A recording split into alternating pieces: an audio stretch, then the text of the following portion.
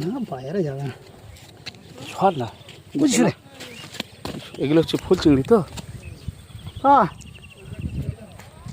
এখানে বিক্রি হবে? বিক্রি করে শুকোবে। এগুলো কত করে কেজি চলছে এখন?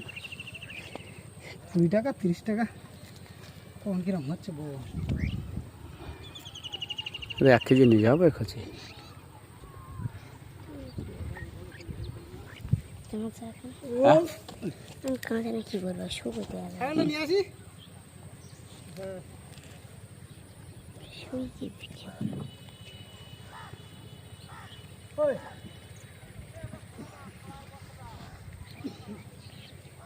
কি সুন্দর চিংড়ি ধরে ধরে আনছে।